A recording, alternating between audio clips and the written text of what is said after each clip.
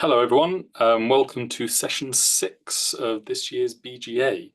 Today we have Petra running a session on Inkscape. Actually, I haven't done it yet. I'm going to drop a couple of links into the chat. The first of which is a fill-out form that if you do have a minute, please fill it out. That will help me gauge the people that are attending and make improvements for the future.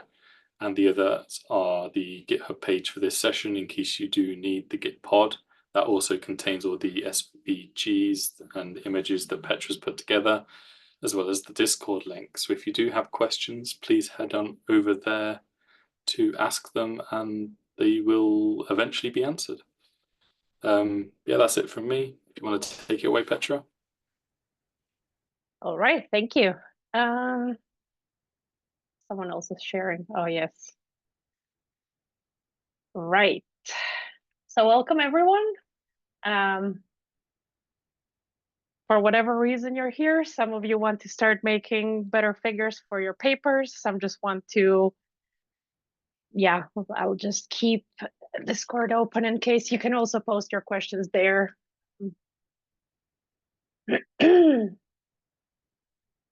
So yeah, I realized that this course will probably make more sense at the end of BGA when you've done a lot of figures of your own data and want to put them in a figure yourself.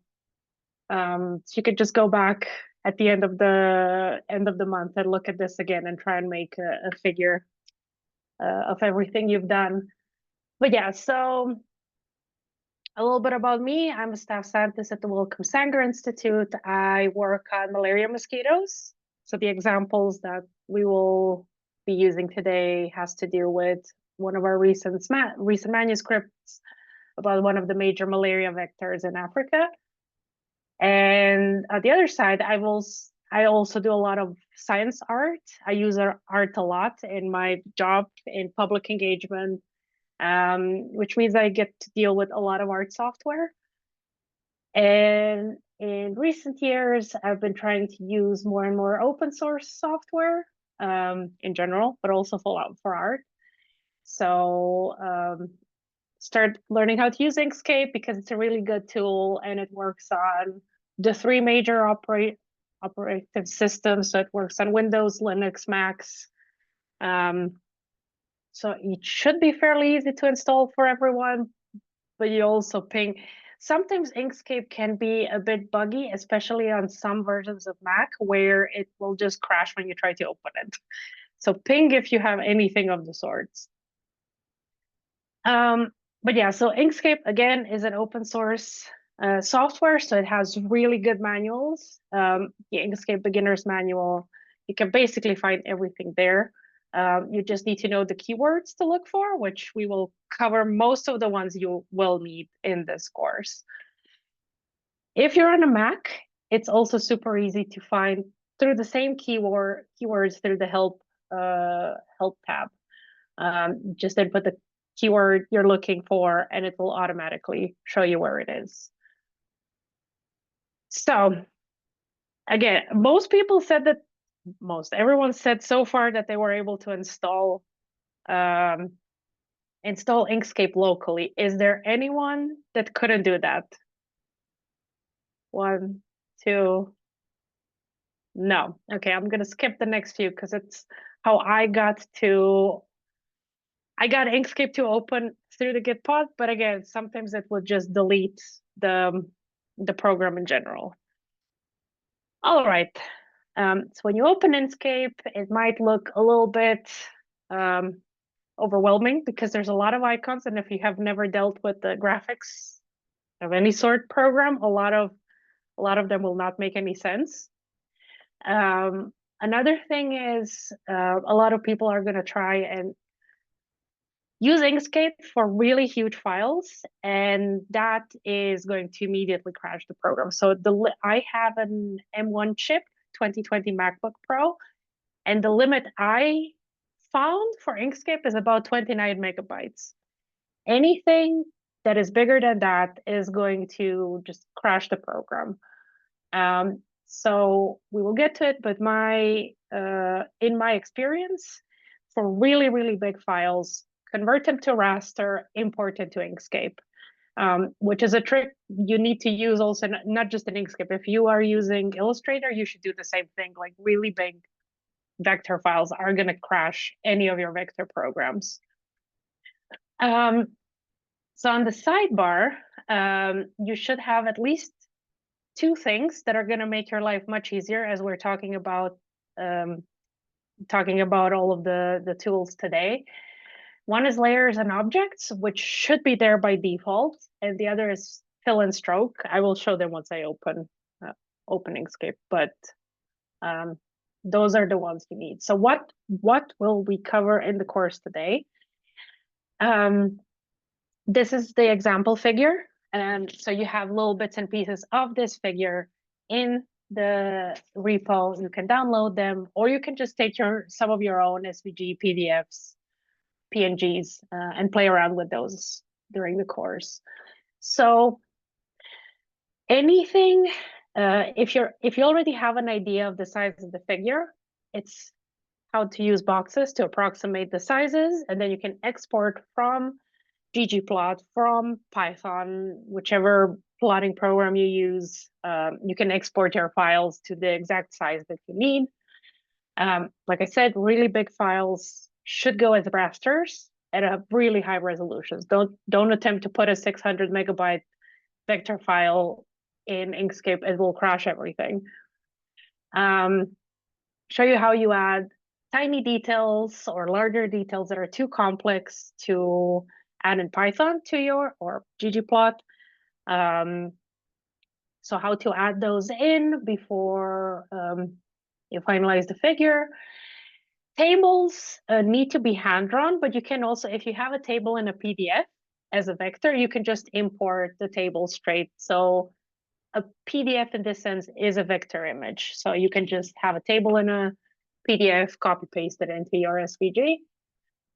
And really, really huge files in the sense that they have a lot of separate objects, which we'll click around, group them together, because that will make your life much easier once you're trying to sort the layers.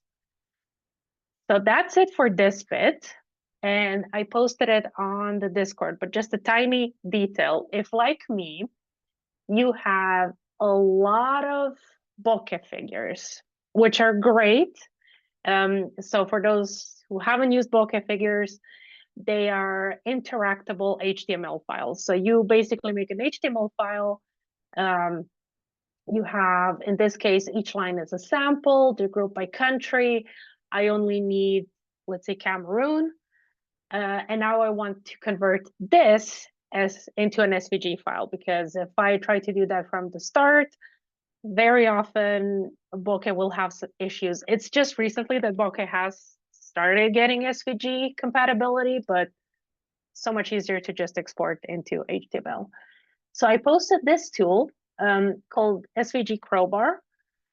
It only works in Chrome, Chromium, and browsers of that nature. But basically, you just need to drag from their GitHub page, you just need to drag this icon into your bookmarks. I already have it here. And once you're in your HTML figure, you just click on the SVG crowbar, and it will extract all of the files into separate SVGs. The one you need is 0. So that's the one that contains the figure. If I reload this, you will see that it converts every single small icon here into its own separate SVG file. So don't even bother with the ones that are up here. That's just bokeh icons being converted. So we have one example of what a SVG crowbar file looks like. So that's that. Now let's go to Inkscape. So on the left here, I just have the final figure from the paper. So this is one of our supplement figures.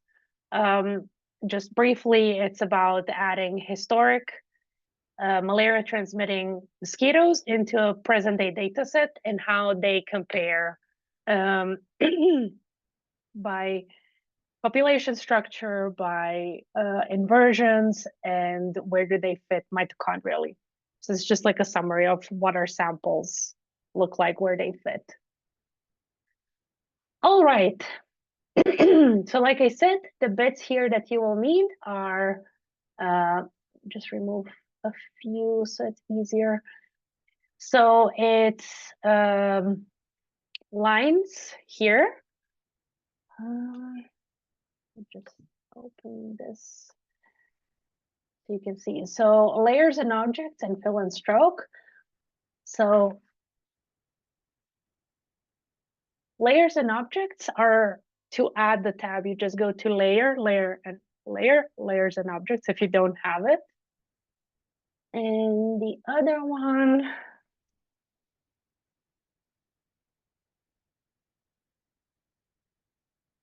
so fill and stroke is,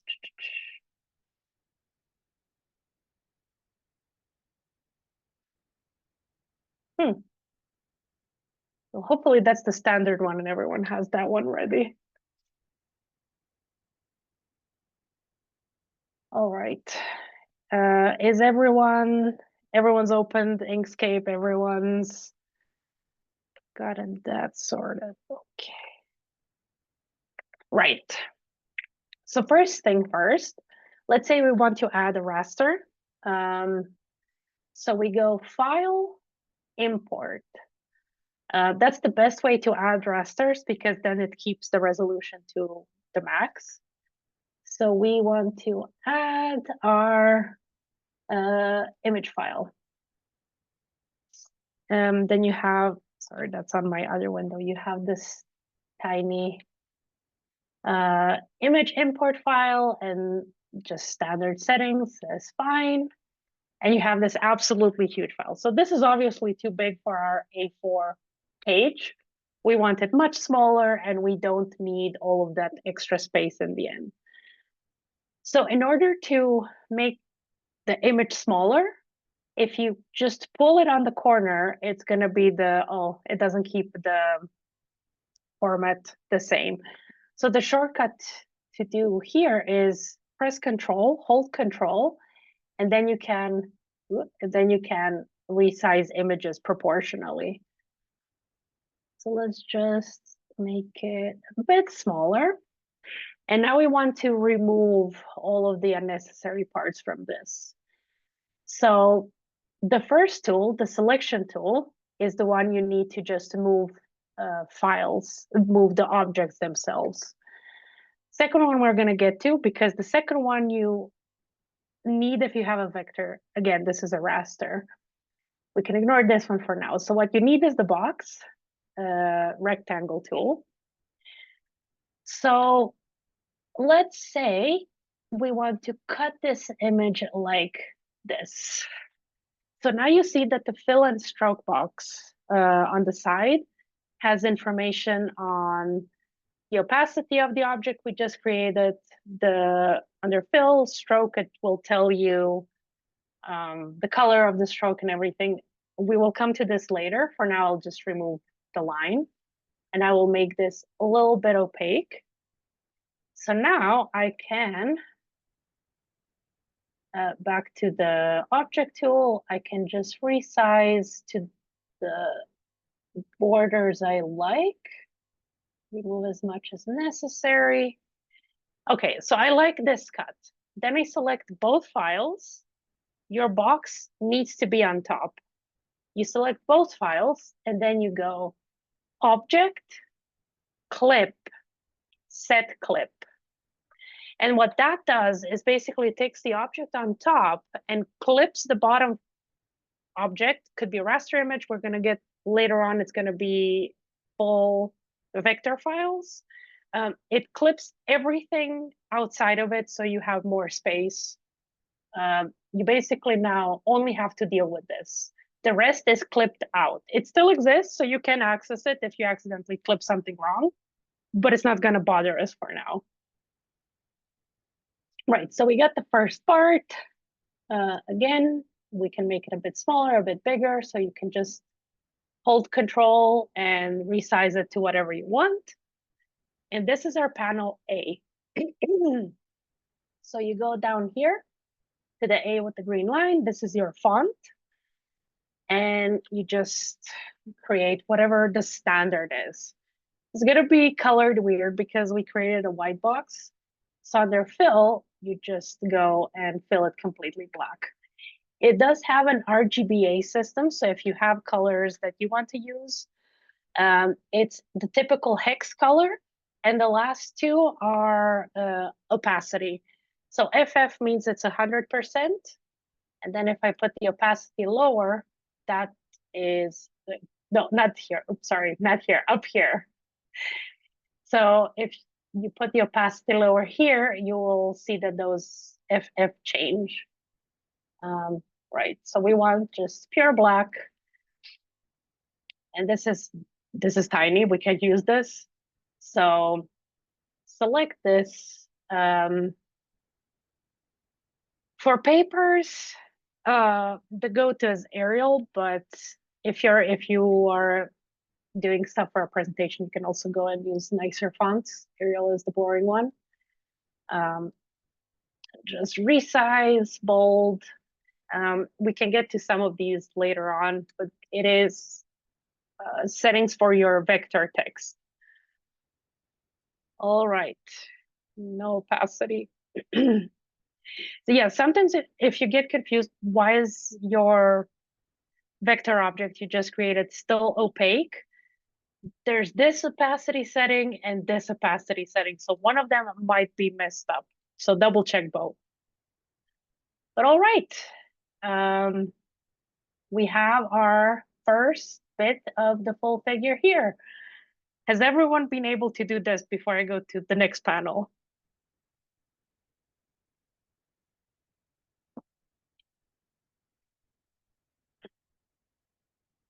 I don't see any. Oh, wait, I see some comments. Yep, there's a few yeses now.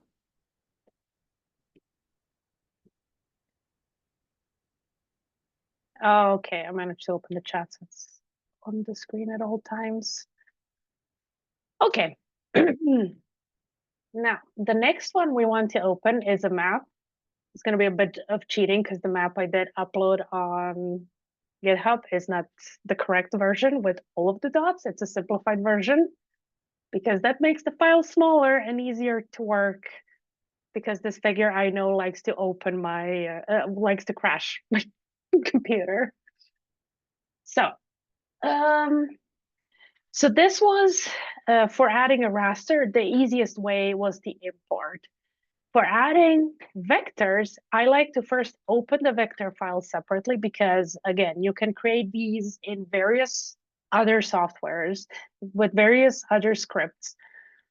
And if you input it here, it might be too huge and it might crash the whole thing. Inkscape can deal with several files that are huge, but not if one single file is massive. So the easiest way I do it is I just open the other file and make sure it's looking good. Oh, why did you take me out of my folder?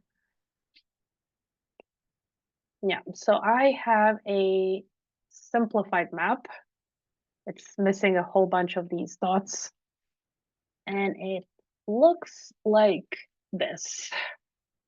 So just a standard map of Africa, nothing complicated, but then you look at it, it's like, why is it cut like this? What is going on here? So we want to fix this before we move it into the other file.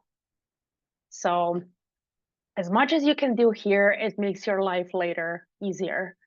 And this map is already cheating a tiny bit because the background here, the gray range of this species of mosquito was added by me later once I got the map of Africa as a vector file from one of the co-authors, because they had problems adding this into the file itself.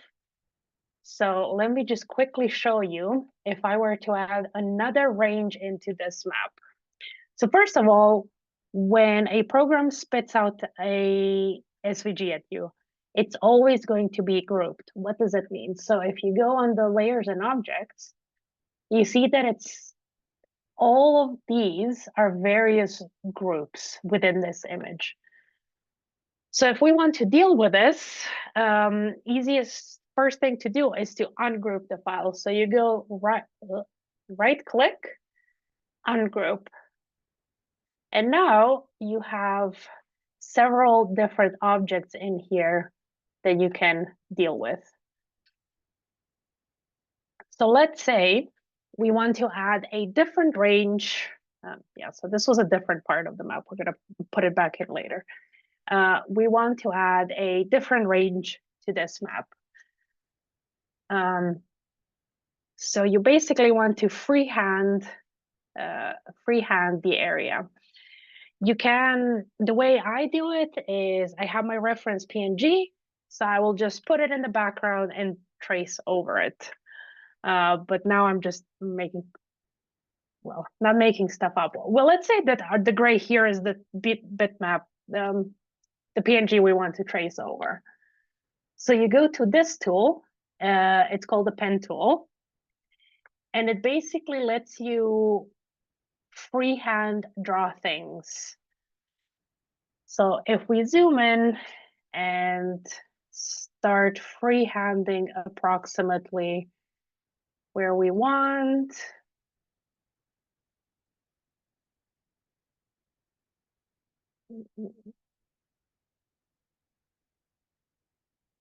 it's the ocean border, so you can just follow the country line as much as you need.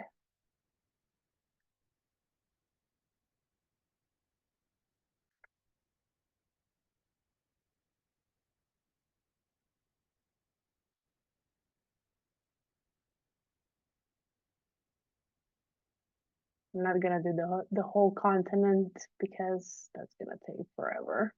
So I'm just gonna do, so if you want to make straight lines, in the middle of creating this object with the pen tool, hold Control.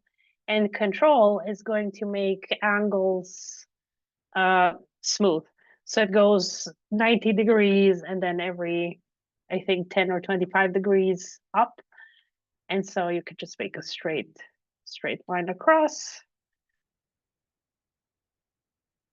I'm gonna make a weird box here.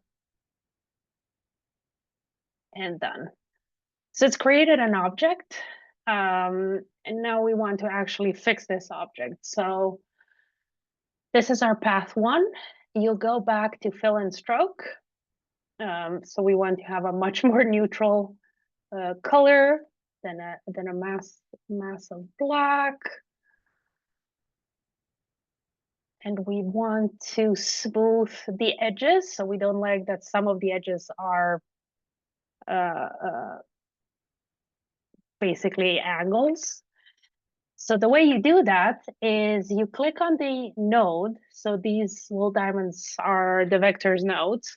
You click on the node and then you can set smoothing. So these are the various actions various types of smoothing you can do on the nodes. And you can do that on multiple nodes at the same time. So hold Shift and you can click on all of the nodes to select the ones you want to smoothen. And then click on the smoothing, like, oh, I deselected the nodes, that's fine. Smooth. Or if you don't want to click through all of these. So, oh yeah, I forgot to mention, now we're at this second selection tool, and this tool lets you select the nodes. So if you have a vector file, this lets you select all the little node diamond shapes. So I don't want to select all of these. You can just do this. So hold down to select multiple, hold down to select multiple. And let's say that's good enough. Let's remove this one. Right, so we have this. We go back to layers and objects, and you see this path we just created is at the very top. So you just need to move it all the way at the end below all of the other files, all of the other objects. So this is our map. We then say, okay, looks good enough. Let's take it to the main figure. Select everything, right click, group. Because this is going to make it easier to work in the other file. And then you just go to the other file and paste it. But there's still work that needs to be done here. But now we have the map here. So another thing that you see here is that the map is cut because there is no distribution of this species across the Sahara. So we can do that here, and it's the same logic as we did with the raster. So you select the box, you approximate where you want to cut the map. So go a little bit down here. Right. So you select both objects, and again, you go object, clip, set clip. And now it cut the map to a size that you are okay using. I can make this smaller.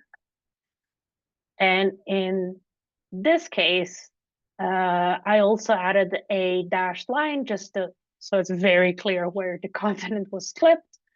And you can do that again with the pen tool and with the control, so it does only straight lines. You go across, click, enter.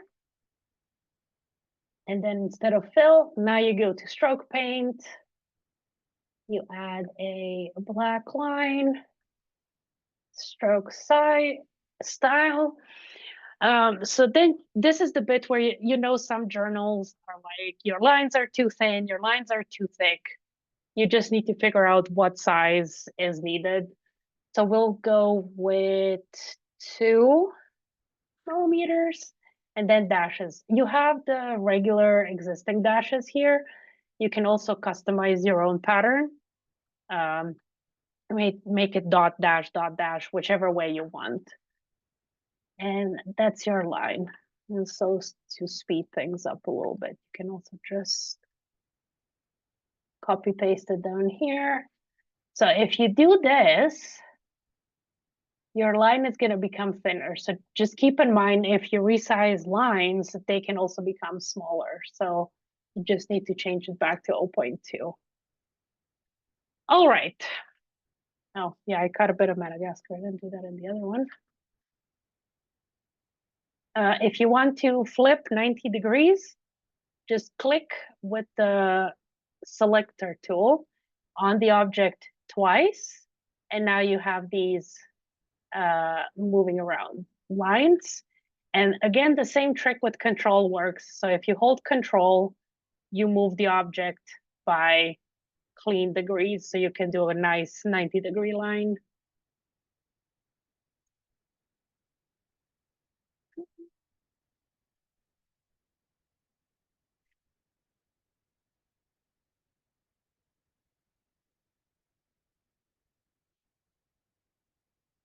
All right. So we have our map. It's cut nicely into pieces. And then another thing that you can see here is adding, in this case, the circle represent a PCA cohort, so a group of samples that is clustering together within a PCA. And we do refer to them throughout the paper, so it's a known distinction for us. So we just want to highlight those and do that. So use the ellipse or arc tool. Oh, yes. And just pull the samples in you want. Go back to this, and we want a bold. Oh, not for fill, for stroke. You have to be within fill or stroke, and then you can use the color picker within here to pick the correct color for filling or stroking. Otherwise, you will have it defaults to fill, whatever you do. So now you have this object. You can make it bigger, you can make it smaller. angle it again, double click on it and angle it. And same with the one down here.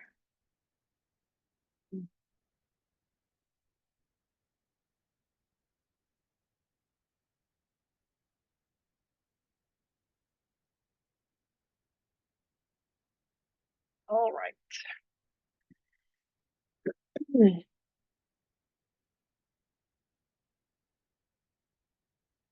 Is everyone okay with this bit so far?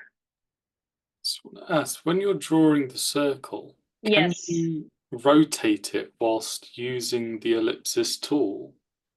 Um, Do you have to go into selector you to have to go into selector because it just defaults. Yeah, it just defaults making an ellipses. What you can do is, oops. So if before creating something you hold control down, it makes you create more perfect circles because again, control will just default to making more standard angles. Someone's asking about the angle rotation. Yeah, so once you create the object, you have to go back to the selector tool. Every time you want to rotate or move, you have to go to selector tool. And then when you are on the object, click on it again, and then you get the rotation lines. Well, these ones. And then you can rotate the object.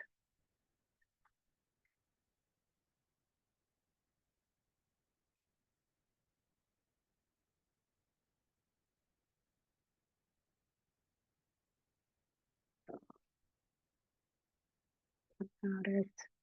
Just copy paste this one, add the panel. Then you just go text. So while your text is still text vector, not regular vector, you need to use the text vector tool. All right. Okay. Don't see more questions about that. I think mine's just crashed trying to copy and paste a letter. That can happen.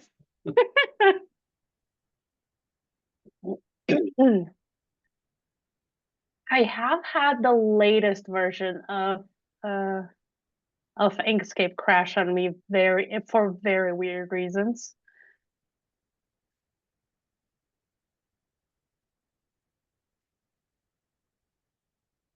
Right.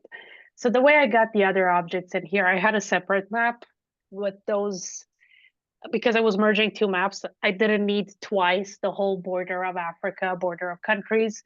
So I just overlaid the two maps and moved the smaller objects to the top. Right. So the map was fairly easy to modify. Now for something that's not as easy to modify, which is the PCAs. So that is file all 0, and you open it, and it is this absolute horrible mess. This is what happens if you have an HTML file in bokeh and you convert it with the SVG crowbar. So it defaults having this black box in the background. We don't want it. So first thing you do, you click on the small black corner here and just delete the black box. And now we have this to work with. So very often you will have hidden white objects. The way I like to work with any SVG file, I move it to the gray area, not to the paper area.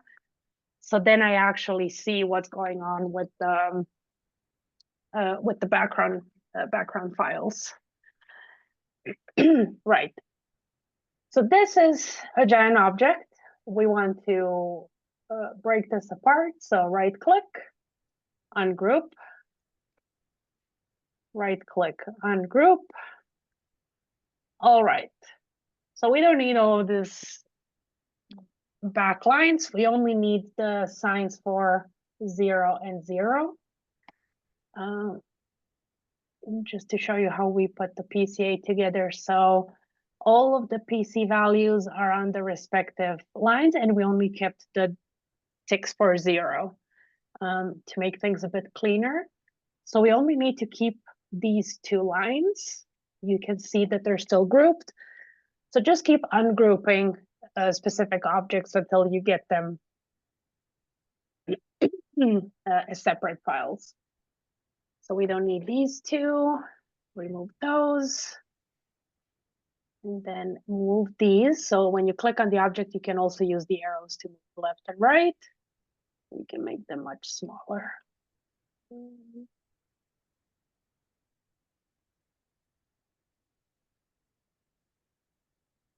Yeah, be careful. Sometimes it will default to pixels. Sometimes it will default to millimeters. So just make sure that you're always defaulting to the same type value.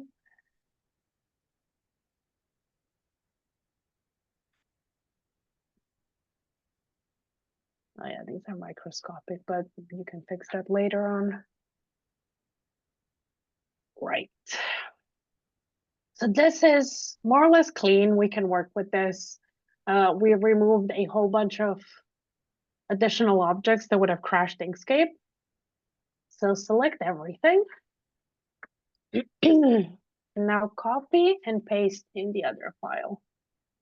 So what we're looking for is we want to have a PCA within a PCA. So it's a PCA on a subset of samples from the big PCA. So you just merge them together in a nested object.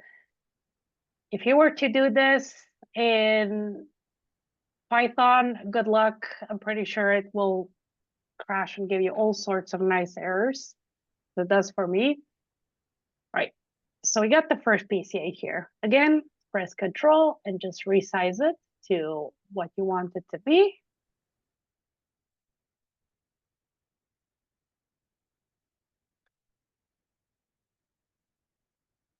And then move to the side. But the lines are looking a bit thin. Let me just select all of those and put stroke style. Oh, thank you. I don't need, sometimes it will want to do percentages. Just click off, click on again.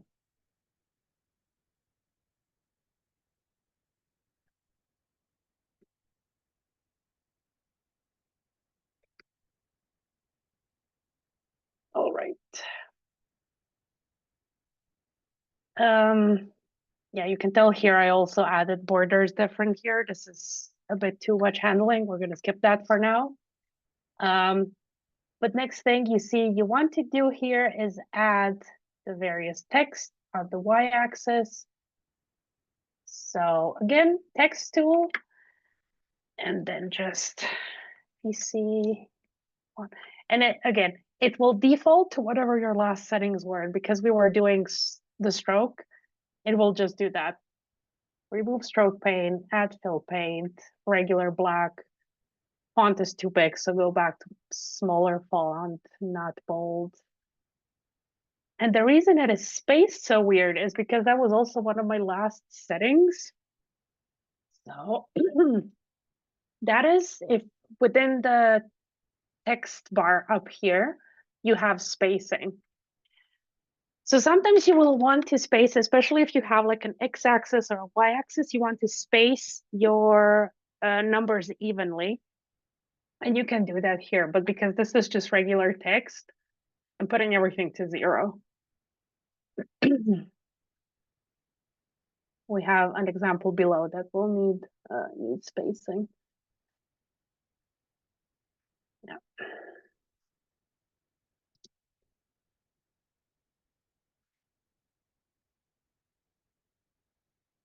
Okay, text 1 and text 2. Same trick, just copy what you just wrote, paste, click on it, and 90 degrees.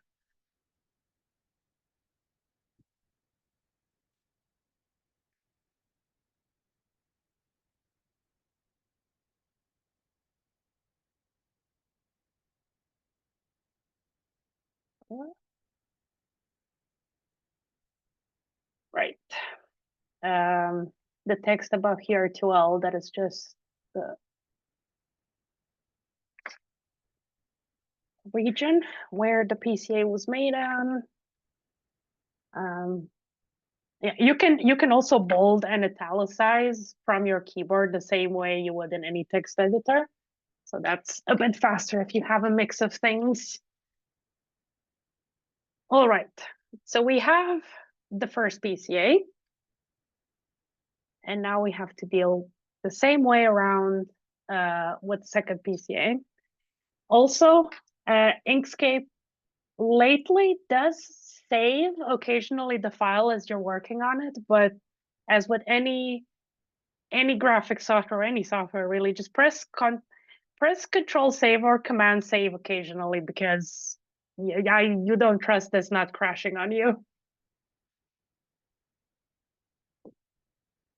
Right, so let's open EQ0. That's the smaller PCA on just a subset of the samples. And again, it's a SVG crowbar conversion, so looks like a mess, but we do the same thing. We just ungroup, remove all of the files we don't want, all of the objects that are just gonna bloat the other file, and go from there. While I'm doing this, just because I can do this really fast, pop in any questions you have in the chat.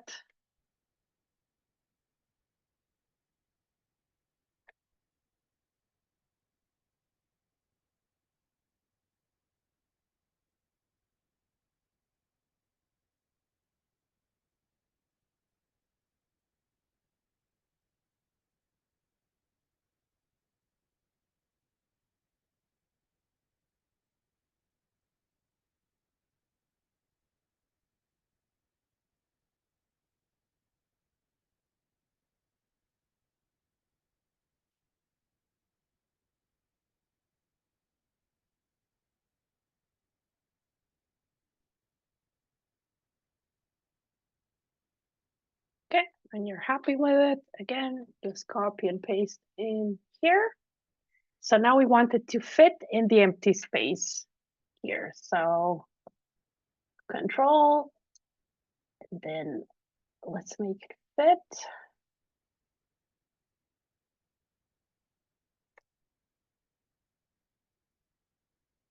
All right.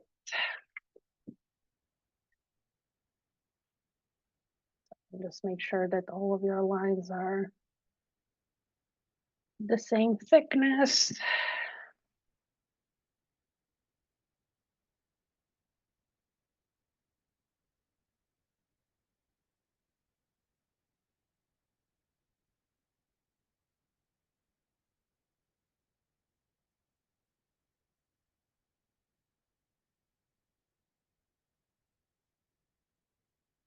Right.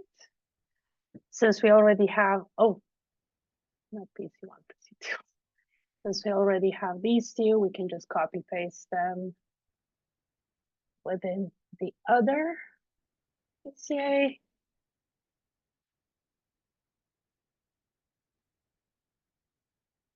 Values. The reason why that is not, that's another part of the script. So that's not part of the original PCA file. Right.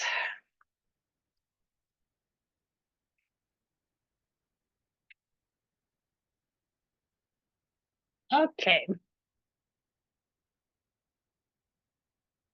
I'll wait till everyone catches up to this bit.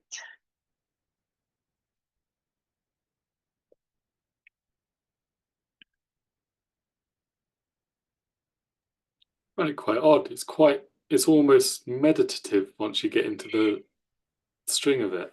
Yeah, there's bits where I'm really so yesterday I was just fixing, we have about 14 figures for this manuscript, and I was just going through moving things around, changing colors because we decided that we don't like color bit in there.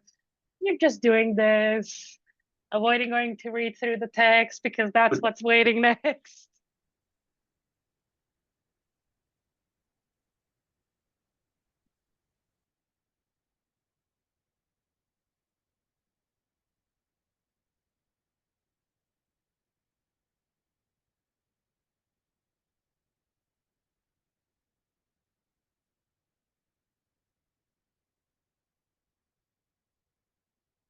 Give people one more minute, and then it's basically again just drawing some circles.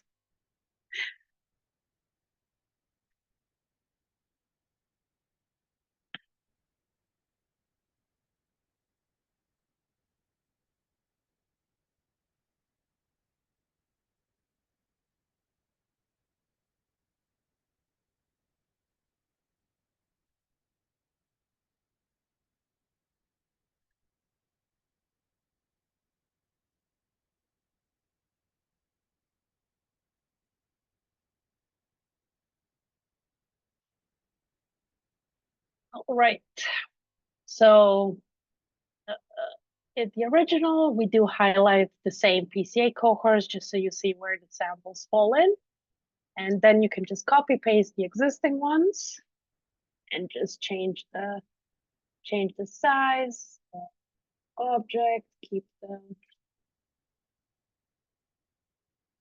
not that one, the width. Same here. You can also draw a new one. It's just this way it will remember the settings a bit better.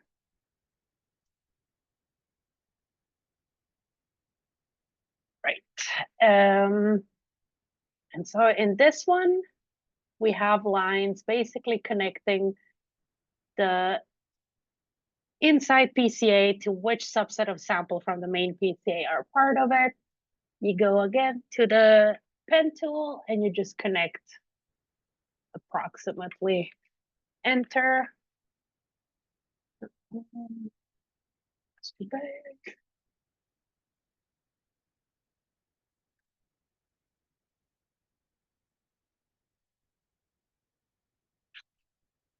Connect. And because it goes over the text, select both of those lines. And then under layers, just put them all the way at the bottom so they sit behind the text. It's a bit different because I was putting this font as small as it can go, just so it doesn't go over the line.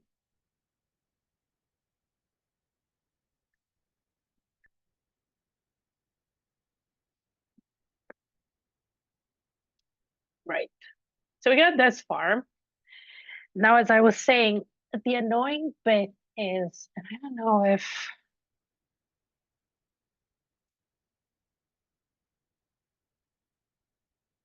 no. So unfortunately, I think this exists in Adobe Illustrator. It doesn't exist in Inkscape yet, but you can't just import a table as in draw a table. You can import a table. You can't just draw a table.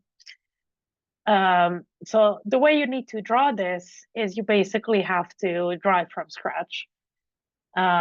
This is going to be very time consuming, so I'm not going to do too much. I'm just going to quickly show you the tricks to do this efficiently. So again, with the rectangle tool, just draw a rectangle, remove the fill.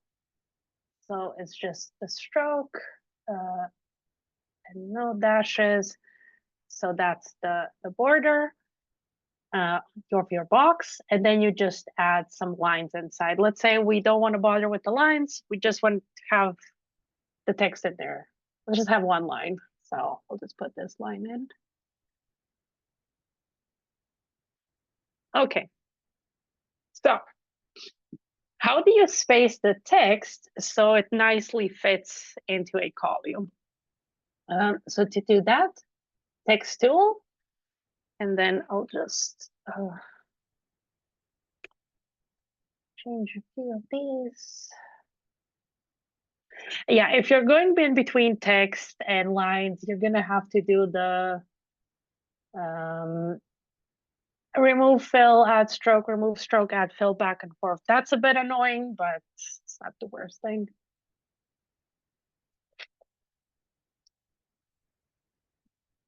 Okay, let me write on the side so I actually see what I'm doing.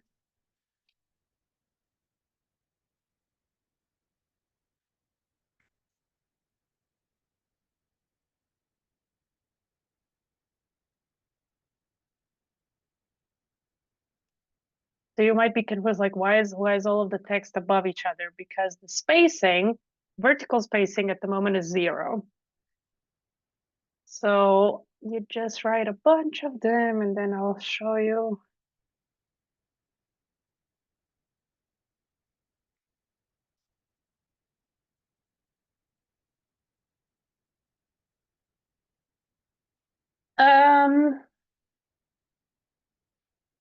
Do you mean, so when you pick something, you pick an object and you color pick another object in Illustrator, then it just copy paste that object Yeah. style?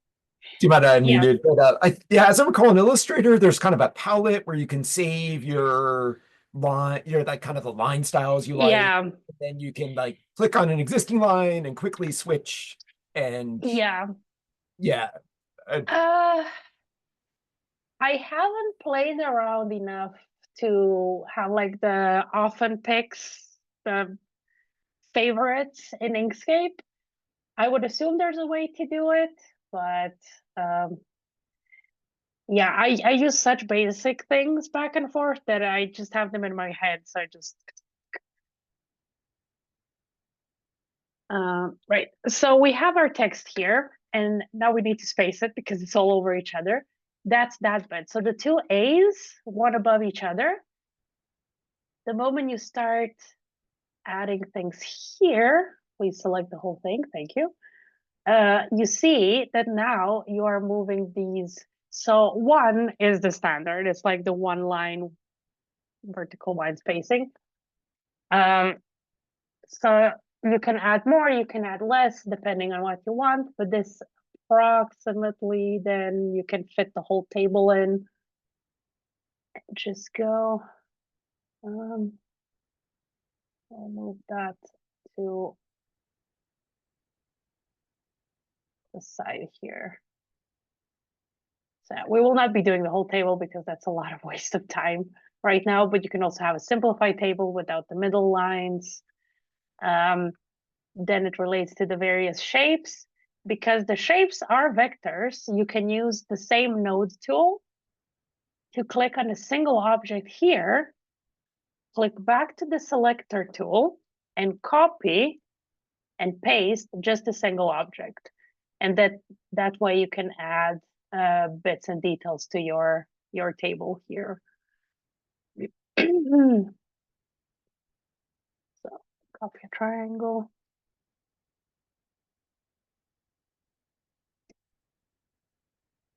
Yeah.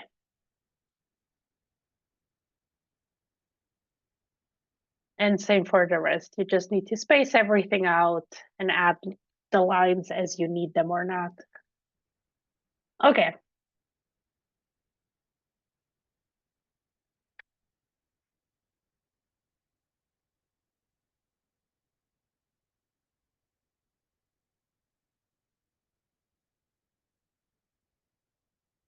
So I don't know about the other courses, but this one is a lot of clicking and that's not good for your hands. So please, everyone, just move your wrist a little bit because I have had, it's been like an hour.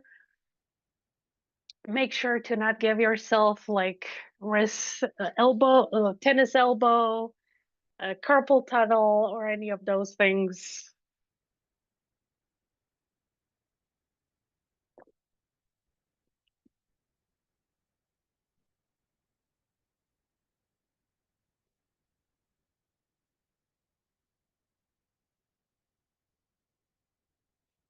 Because next up, we're opening only one of these 3 because they're the type of plots that like the crashing Inkscape the most.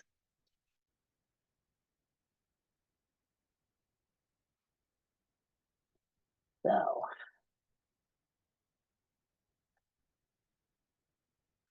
Yeah, so our current file, this one, at least in my computer, is 14 megabytes. So, and you can see that a lot of it is still missing.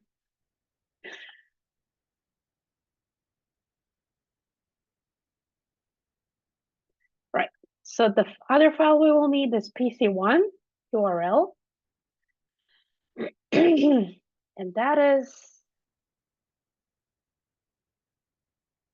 I think, the biggest vector file of today. So the reason why it's so big is because there are 656 lines in here.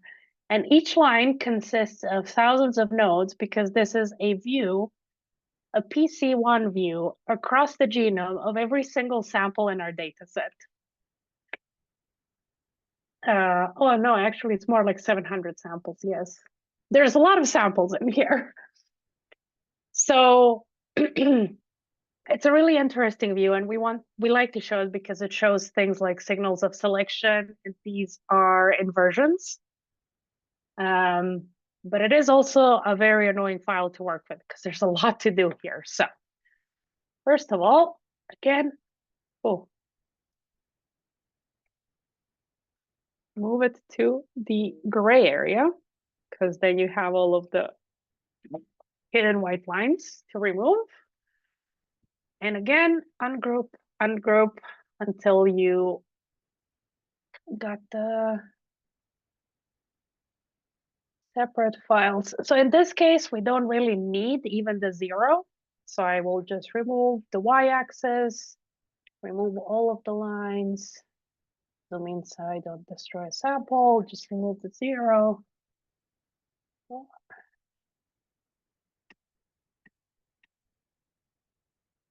And at least for me, Inkscape is very sensitive. Like if I slightly zoom in or zoom out too fast, it will go like microscopic workspace. If by any chance you lose your workspace, just look for 0, 0 on the X and Y axis. That's where your workspace lives. Because I've had it zoom out into like minus 6,000 at 6,000, stuff like that. Right. So this is looking okay, but it's still not what we want. So for one thing, it's missing. I want the lines to be here, to each megabase pair. Tick location. The font is of the wrong color, etc. So you can do that by, oh, I want Arial here. Nor, and the color I want, unfortunately, it's every text box by itself, which is a bit annoying, but at least it recognizes it as text. So in my experience, there are some, I don't know if it's Plotly. I don't know if anyone uses Plotly, but there are some Python plotting systems that if you save it as SVG, this will not be text vector. It will be a vector. So any font changes, you will have to rewrite the whole text. Extremely annoying.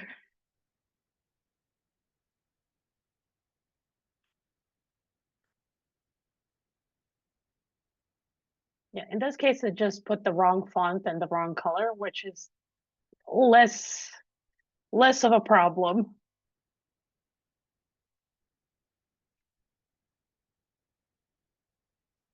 All right, and then we want to add text here in the middle. So again, our handy pen tool. Let's just click, enter.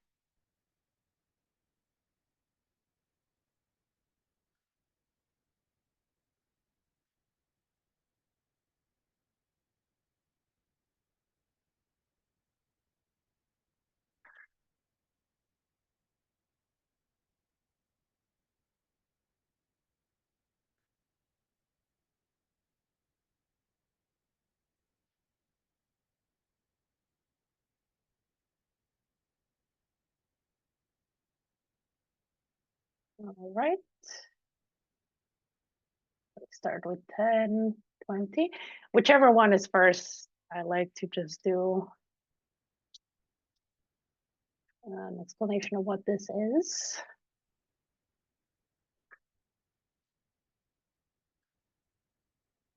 And now it's something we can work with. So select everything and then copy paste. Oh, let me just close a few things without crashing Inkscape because there's too many open windows. Just copy it here and then go back to close the other one. And yeah, this one will take a while. It's huge. Close. Save this immediately before we do anything.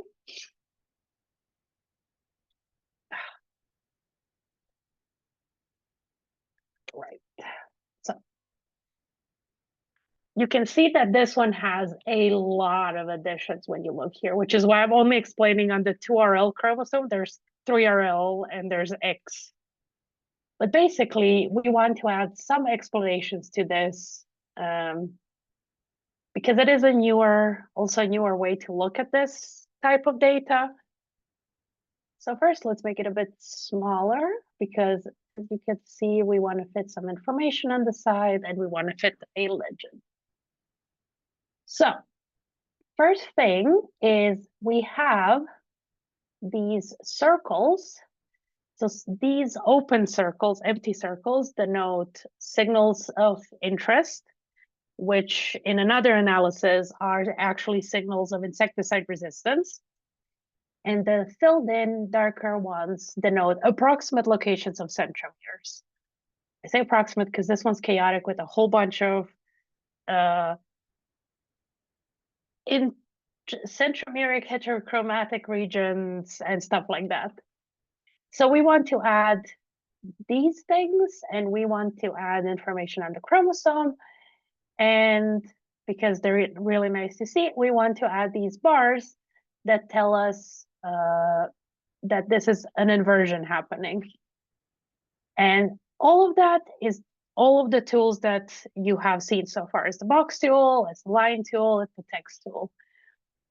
So you can also make these lines thicker or thinner, depending on what you want. It's practical because it's its own group. Because otherwise, if you click on the node tool, this is one, well, like you can see how many nodes it has. This is one sample, one sample, one sample, and there's 700 of these.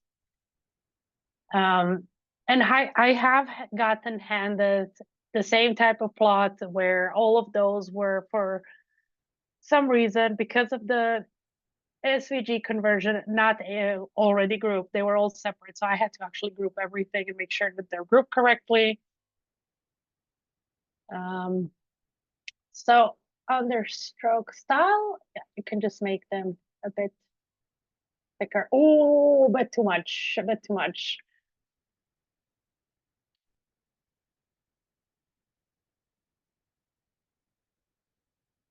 Not enough. Let's go with it. This is good. All right.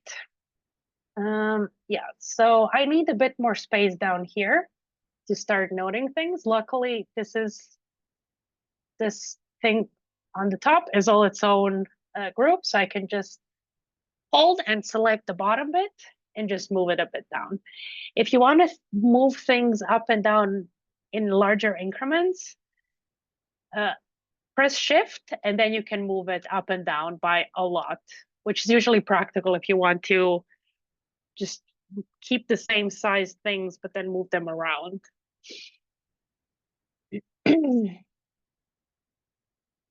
Also, especially for figures like this, where you kind of need to make sure that things align, it is good to have guidelines. So to do that,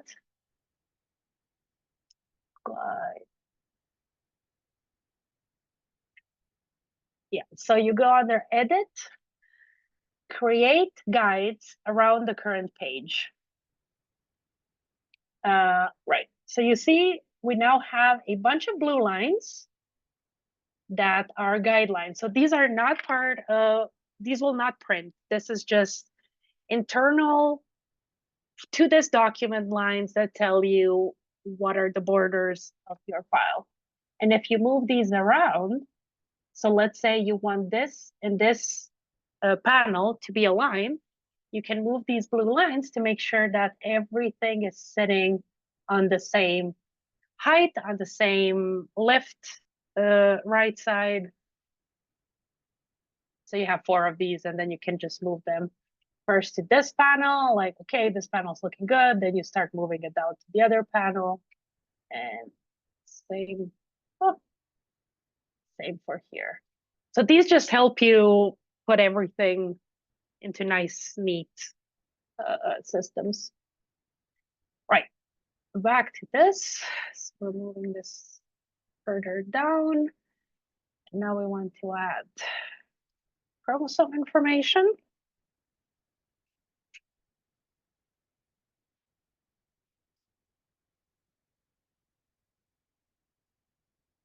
Then we want to box these. These are not perfect circles, because the way you do those is actually what the box. So this area of interest, we create a box around it. Remove the fill, add stroke, just regular, not dashed stroke. And then what you do, you see this little circle here. This smooths the edges of the box. So you can use this for other things as well. But basically, you go to the node tool and you just pull this circle all the way down to create a smooth box. You can have it more or less smooth, depending on what you want. I will just use the maximum smooth one.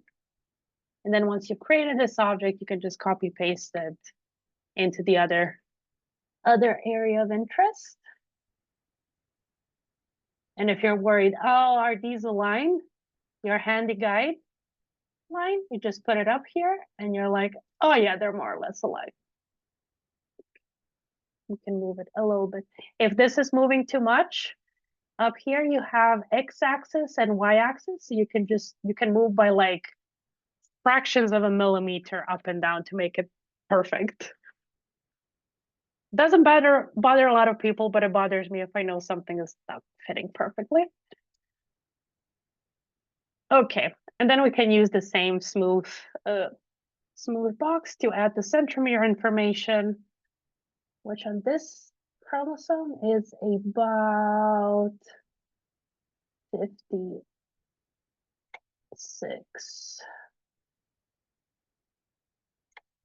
So here. Now we remove this stroke and just add the fill. And in this case, you can see that we don't want to obfuscate the information, so we do need to use the opacity here. And to do that, you just add the opacity here to whatever degree you want. And because this looks a bit wonky, now we go back to having a more smooth box with the node tool. And then the other bit is we want a box to denote this inversion here. So you draw a box approximately at the start and end. We want it full, we want it light gray, and we just move it below the actual inversion. Here, make it a little bit taller so the text fits, and then we just put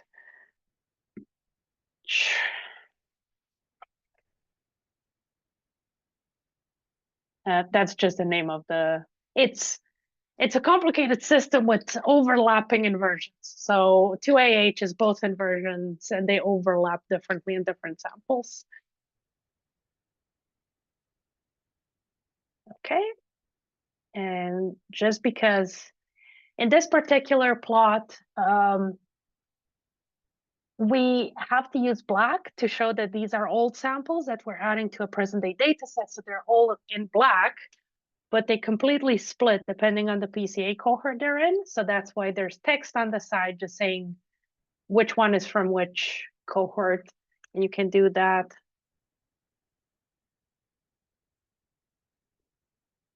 with the handy spacing tool that we were talking about, and you just make sure that they're spaced, their appropriate black line.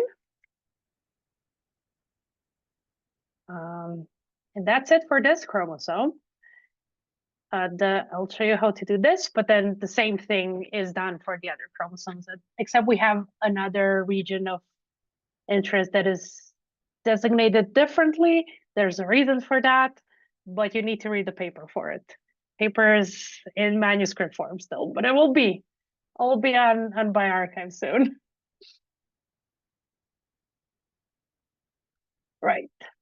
So the legend here is one that we just reuse through all of the figures. You do it once, you just copy paste it everywhere, but it is handmade. So the way you do it is again the same. You just text tool and write this is just abbreviation of country names and geographic cohorts. So you space them in a way that looks nice. I'll do a few.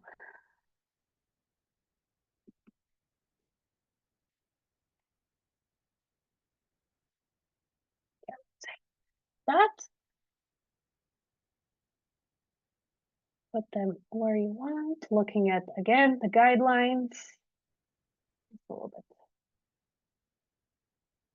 And then you just add a line in the middle of each text bit, a little bit more handsy, but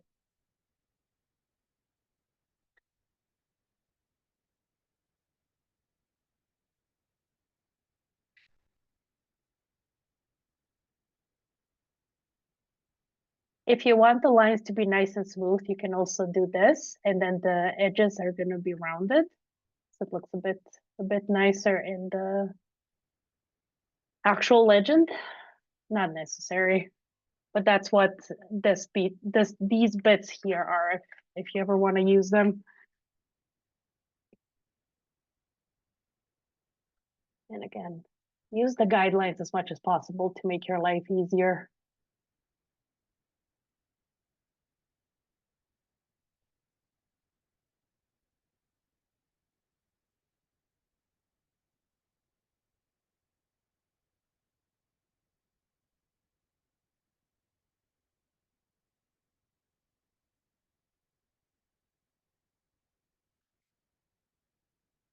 Okay.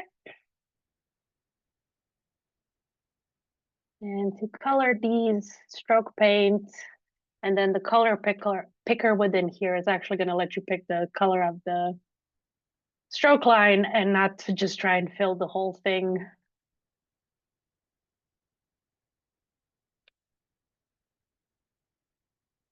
I'm not doing these by hand. I do know which cohort is what. I've been staring at this for months.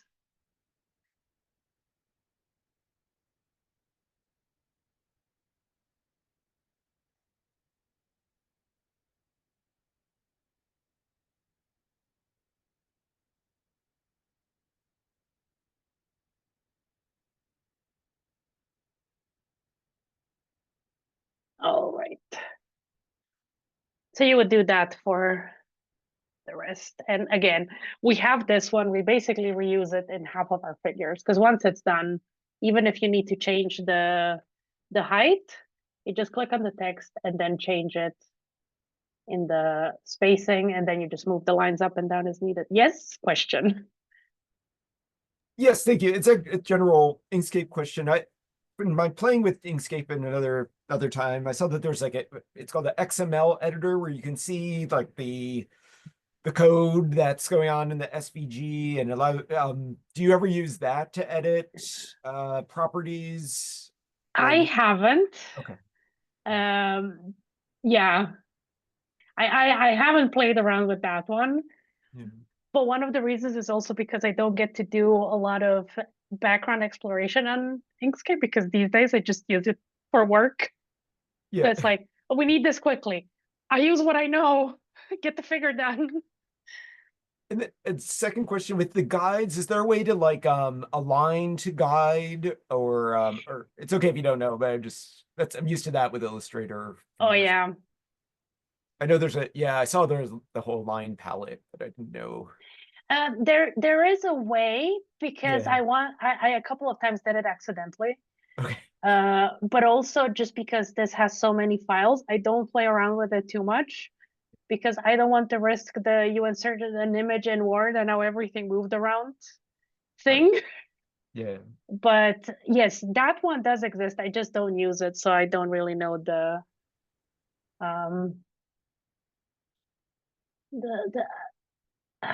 how it's called.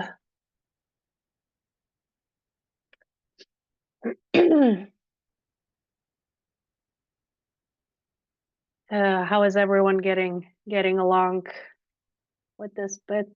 Caught up? Everything worked? All right. So then you would do this for the other two panels. We will skip it because we are down to our last 40 minutes. So the next bit is these chunky things. And actually, this is looking faint. I might need to recolor this later on. But the main figure is colored by, so it's a different program for anyone that's doing trees. It's Tree Viewer, and you can open a tree file, open a color metadata file, and it basically colors your sample or whatever you gave it. In this case, it was the geo cohorts and a mix of literature samples. I'm just going to open this. Legend is again handmade because it mixes too many different things. These two figures are two different files that we're merging here. But it basically, yeah, the metadata file in Tree Viewer will just color everything by what you give it.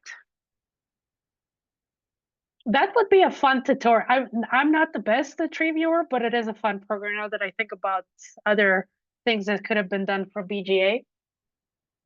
Next time. I'll add it to the list. Yeah. Because it's so practical. I mean, you have with the literature samples, our samples, it's like 900 lines. I was not going to color that by hand in Inkscape. And all of the other tree programs, they just decide what colors they want to use, even if you give them a file. But you can do really cool things. Like the only thing added here is that these lines are now dashed and the outer circle. Everything else in the middle was done by Tree Viewer. So you can do a lot there. All right. So let's get this mix in here going. So the file, the first, oh, actually, we're missing side panels. This is not the most exciting bit here. I mean, it's again, just copy paste the text, align it and add.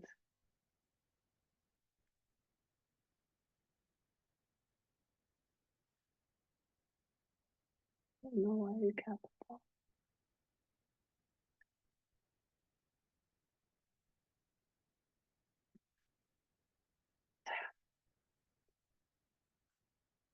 So, let's say a bit more space. I'm going to put it straight here.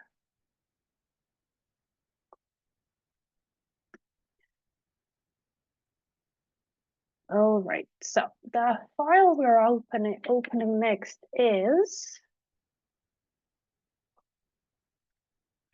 full, empty, all collapsed.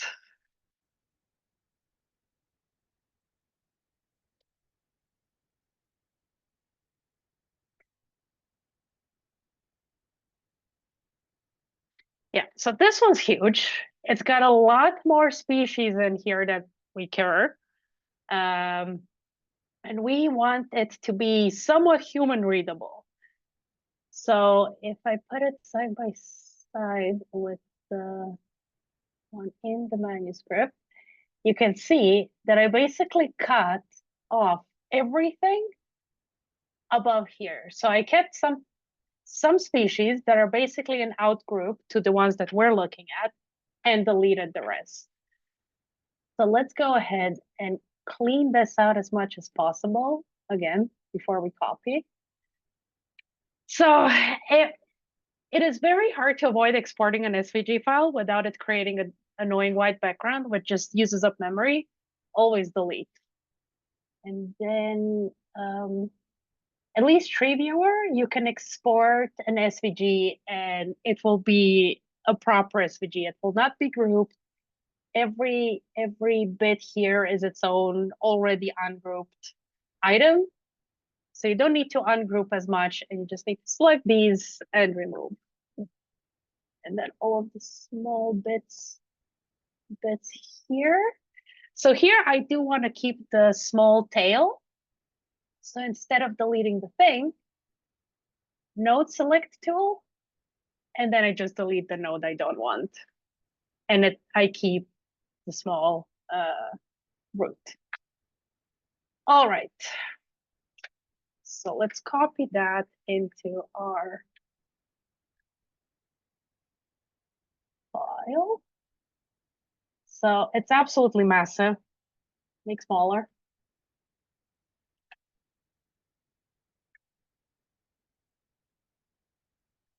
Just love it. It will sometimes deselect file objects you're working with. The easiest way to avoid this is to group everything, copy it here, move it, resize it into what you want, and then ungroup it to work with it. This is something that I still haven't learned. All right, so now this is all way too small, so it's basically resizing all of it.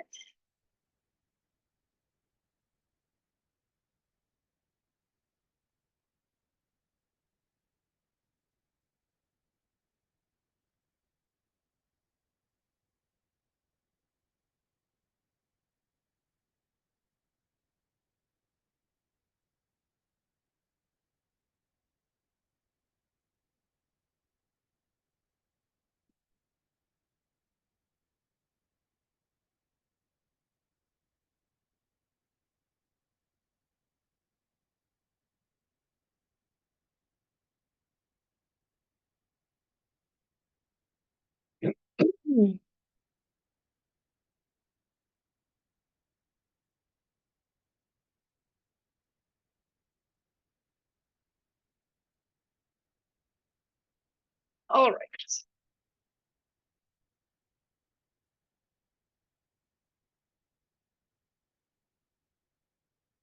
So we got our names. You see that some are missing. That is because in Tree Viewer, if you collapse samples, it doesn't keep the name, which is a bit annoying. So I know what the collapse samples are, so I will just copy, paste the same font type, and then just write down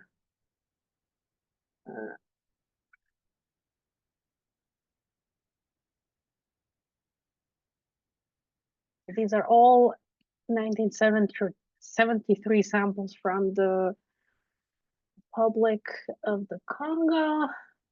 And it's a total of 19 samples. This is just a stylistic choice because we wanted to save on space. You can do whatever you want. And these are all bottom.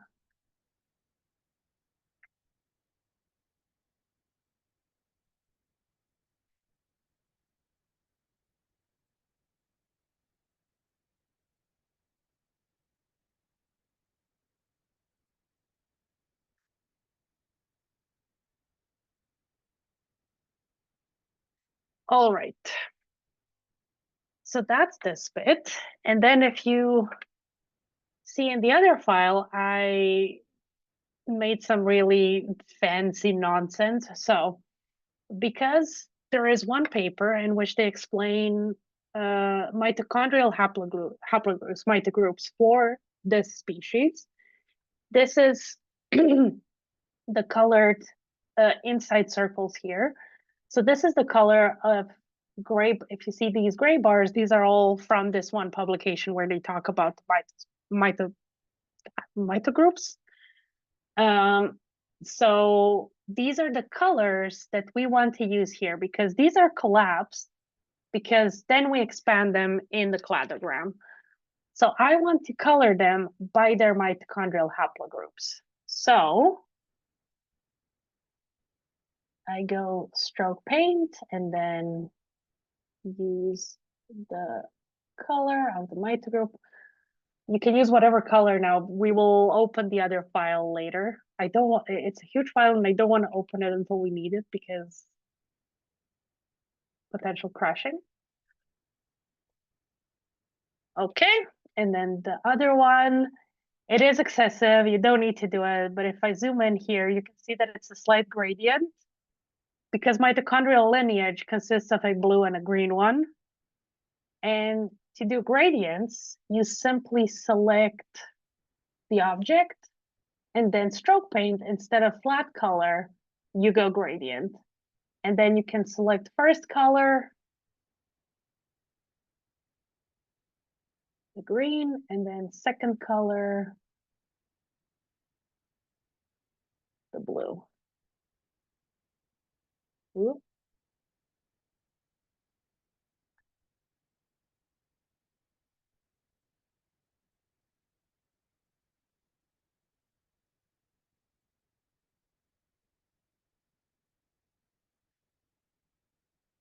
Yeah, now there's a little gradient in here. It's excessive. You don't need to do it, but if you do want to do gradients. Right. And so we just need to write now what mitochondrial lineages these are.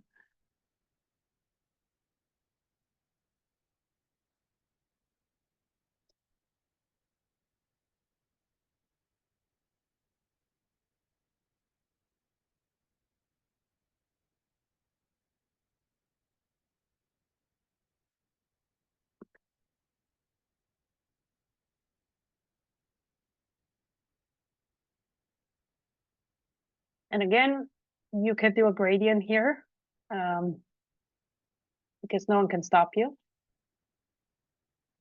And then you have an excessive thing like this. Great. Okay, we got about 30 minutes. Basically, again, there's a bunch here of things you've already used in the bit above, which is adding lines with the pen tool to just box these out. And this is because these samples here came to us as one species, but then they turn out to be another species. So we just want to highlight that these are completely different groups of samples. And then we just add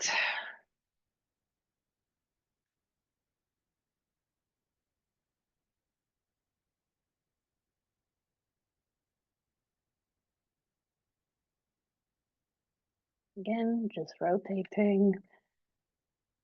Things like that become so much, once you do it enough, you just flip in between the abbreviation, the shortcuts. All right. So now the last file, let's get it in and see how far through this we get. So that one is full empty fun only.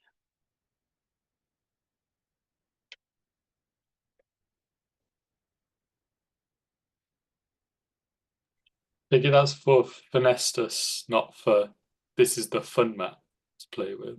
Fun is for Finestus, yes. What do you mean it's not fun to play with? It's great when on daily stand-up you're like, oh, I'm doing the fun plots today.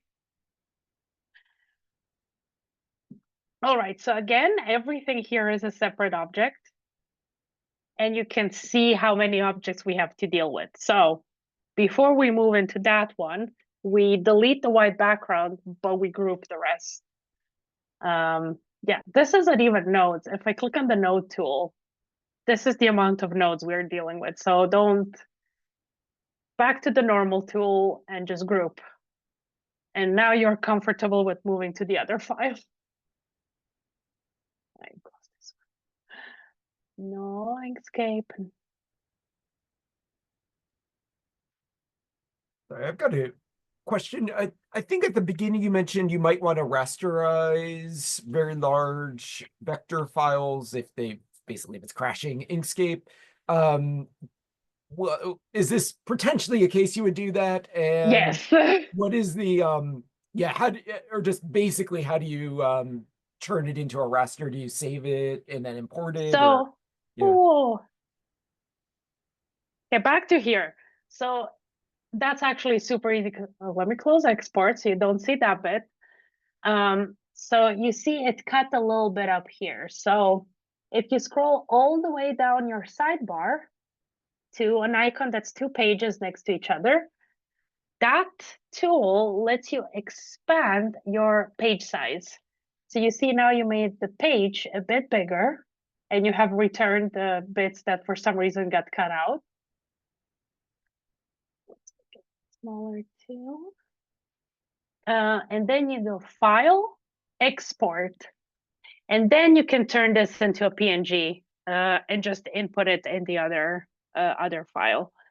I would recommend 300 DPI at least, even for just uploading into other files, because it is a raster. So especially at conversion, it might lose a lot more quality than the rest of. So you put a PNG into an SVG, but then you convert the SVG into the PNG. You want the PNGs that go into the SVG to be as high quality as possible so you don't lose the information down the line. But yeah, so you put 300 and then you just go export. And you can see that even that's taking a while. And then you would go the same way, File, Import, and then import the, oh, it's 14 megabytes.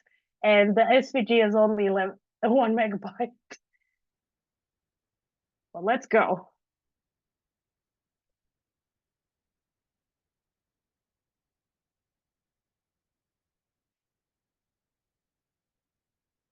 Oh, it is not happy. Oh, okay, it got in here. Right. Let's shrink that.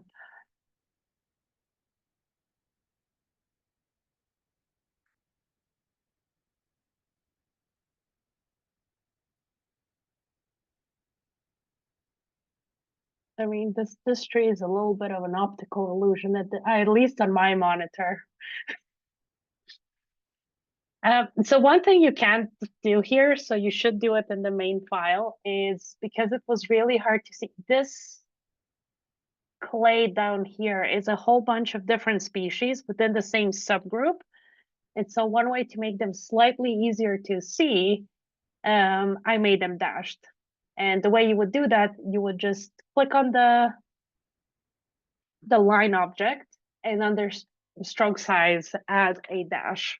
Then you convert it to PNG, then you import it, but I think that's fine for now. So one thing for easier viewing, I add arches to separate the different mitochondrial haplogroups. And you can do that in various ways. So you can make a circle and then just cut out. So the same way that we cut out everything so far, object, clip. One way you can do it that's also easy is with, again, trusty pen tool, and you just click here and here, enter.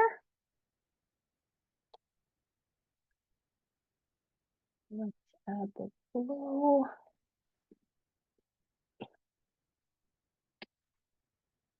So now you need to add a node in the middle. Oops, wrong tool. The node tool, and at the middle, just double click, and you have added another node. Pull it to the top, remove the fill. It likes to add that immediately, and then you just smooth this one, and then basically move it around, and now you have created This will be a little bit of playing around to get the angles just right. But yeah, then you can create different thicknesses and basically make the curves within the bits that you need. The legend is the same logic as the one we did before, minus the fact that instead of lines, you just need to create small boxes. So you just create boxes and then you add whatever information, color information is needed there. And yeah, and these bits are again just lines. The same way we created the lines up here in the PCAs, it's just lines saying this tiny bit here in the main tree is then represented in this cladogram. I do want to leave a little bit for questions. So we got 20 minutes. Any questions, comments, your own figures that you want to get help with, or how to get everything into one big figure and make it work?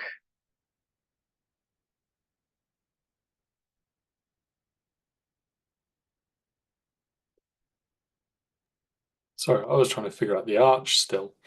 Oh, don't do, if it's easier, don't look at this, just do it on the side, do it somewhere else. So pen tool and then 1 point, second point.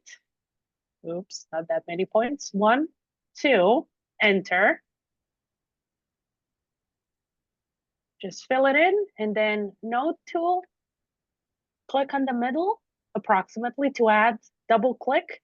And now you have a 3-point system that you can turn into an arch with this. So up here, the, what's it called? Selected nodes auto smooth. What name? Okay, yeah, I was trying to go, I was making a triangle. Oh, you can make triangles.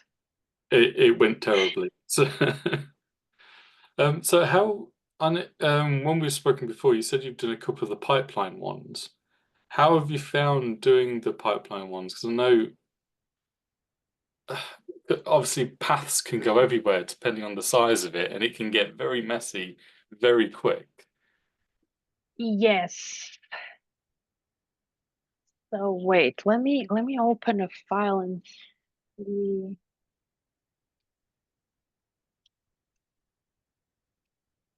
I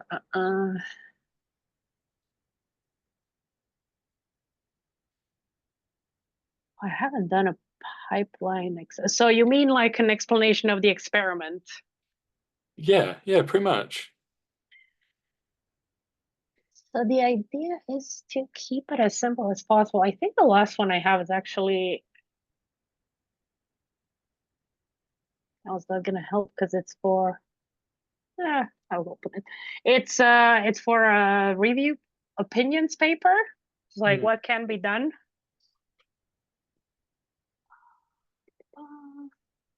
Well, I'm trying to find the file if anyone else also has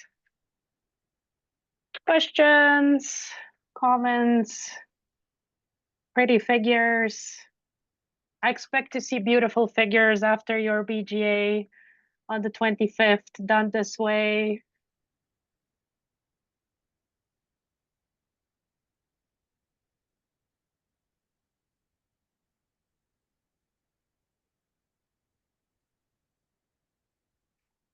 Okay, so this is a bit different. So it's a PDF because it's easier to open by anyone, but a PDF itself is a vector. So this is an opinions piece, and then you talk about the future of non-invasive insect DNA sequencing was the whole idea of the paper. So it's the usual invasive thing. So every little figure here is a vector, I can move them around and it's little vectors, but they are drawn in another program. And then I vectorize the raster. In the case that you would need something like this, it is super simple to do. So, and then if I zoom out, the rest you've seen already, a box, line, pen tool into lines. The way you add the arrows into the lines. So if we just open our file here and I have this arch open, the way you would just add an arrow here, stroke style, and then it's markers. So it's beginning, middle, and end. And then at the end, we just want to add an arrow. So that's how you turn the regular line into this. And there's a lot of them here. These are the standard circles, standard text.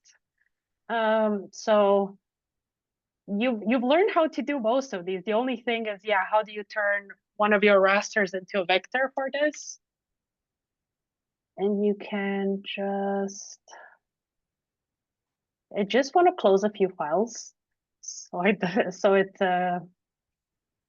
yeah, doesn't crash as easily. Right, so let's import a line file. Do I have one? On hand? Let me just actually do it a bit unconventionally since I have this open already.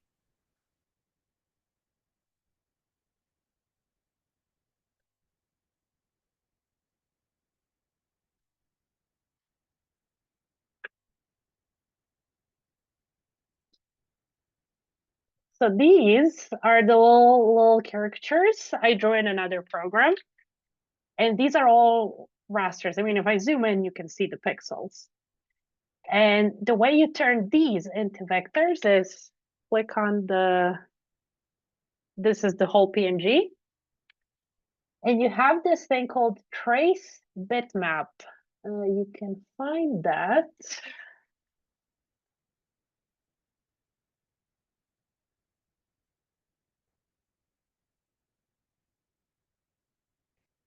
Yeah, under path. So it's path, trace bitmap. And then it will basically turn your raster into a vector. You can do this for multicolored pictures. You can turn it into pixel art. This is a very simple, it's black and white. So whichever one you use is fine, but single scan is the simplest one when you have just the one color. This is your preview. You click apply, and now you have a separate object, a separate layer. Well, it's the same layer, it's a separate object. And this, if like I can zoom in as much as it's possible, you can see that it's a smooth line. So this is now a vector.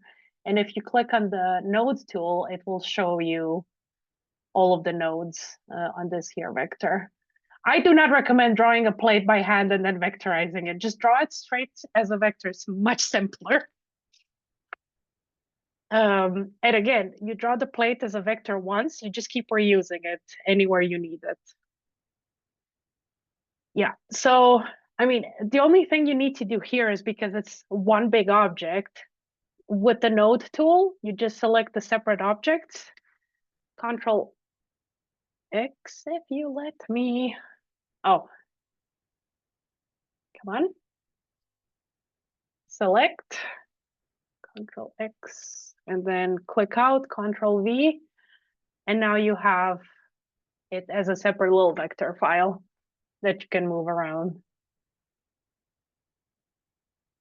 And then the colors in the background here, remember how I showed you how I filled in the area behind Africa? Same logic, because if I move one of these, you see that it's just squares because I was just going behind, well, in the beginning, just in front of the object, but just pen tool, and you just click. Just click around it until you fill the object. And then there, fill and stroke. No need for this. And then under layers, you just put it behind your object. Done.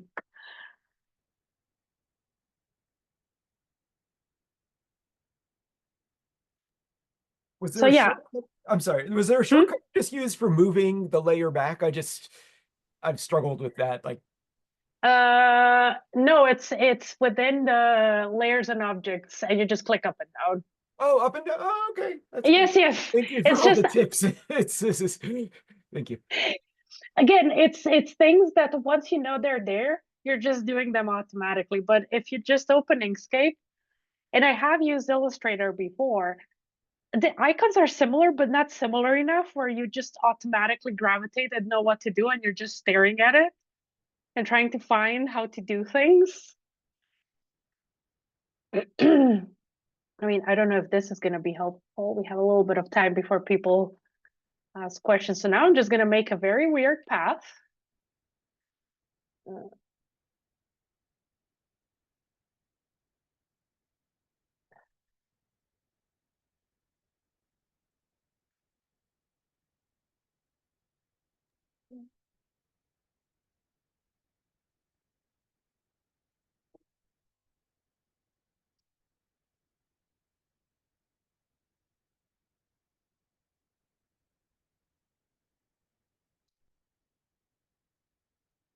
So you just need to click these two and you go text, put on path. And now your text goes on the path. And then all you need to do is for the path, you just turn it invisible again, but you can make your text go on whatever text. So that's how you do text that needs to be on a curve, or I don't know, why would you do text that goes on sharp angles, but you can. So it's just, yeah, text and then put on path, remove from path. Any other tips and tricks people were struggling with or are interested in?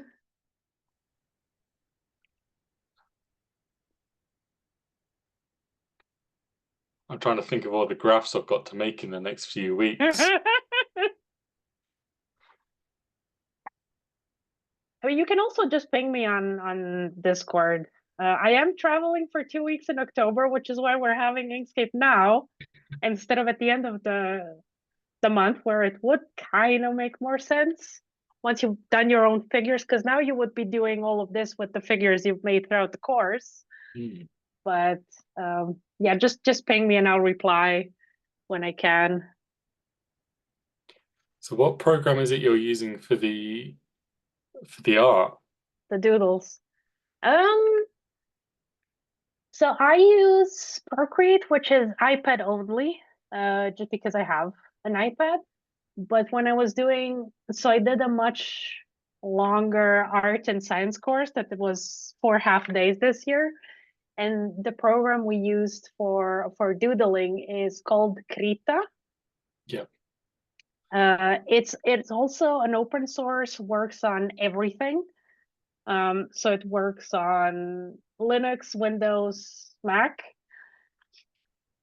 And it is really easy to use. I mean, it's if you've used Photoshop, if you've used Paint, it's the same. It's more complex than Paint, but yeah, my daughter uses Krita. Yeah, it's fantastic so for beginners. this is once you're done with your vector and you do the same. So you go here. Oh, you go here. Let me delete that one. So you go File, Export, and then you, oh yeah, because we have 2 pages. In the off chance that you need to create multiple pages per file, you can also create pages with the same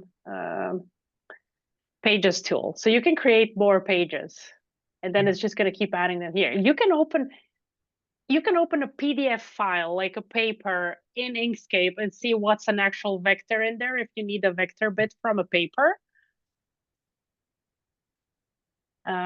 So yeah, you export this into a PNG, And then you can open it in Krita if you need to do things like resize it, because sometimes Inkscape is going to have a whole bunch of like white space. And in my head, not even white space, just transparent extra space. That's just pixels that take up memory of the file. So I'll open it in Krita and just remove anything that is not within the actual image file. Oh, there's a question. Oh, thank you. So the page background, two ways. So you can freestyle it. So I can create another page. So again, the 2-page tool, create another page. You can set up pre-existing sizes up here. So it has the usuals, it has A4, A0. You can make a poster for a conference in here and start with A0, A1 letter and so on. Or you can set it up custom by putting what millimeter sizes. Or you just click on the corner and make the page smaller or bigger as you need. And all of the pages you have are going to be in the export tab here. So then you can select which one of the pages you want to export as a PNG. You can export it in a whole bunch of other image types. You can export into a PDF, but because a PDF is also a vector, you can also just go File, Save as PDF if you would prefer to work into a PDF. I don't know, it's easier to share with someone else. SVGs are becoming way more standard, so that shouldn't be a problem. But yeah, I have made way too many windows. It went way too many pages. I'll just delete a whole bunch of them. Yeah. Any more questions in the last 5 minutes?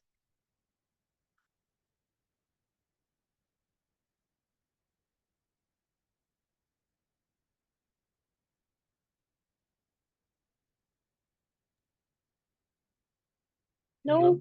Can't see anything anywhere else either. That's fine.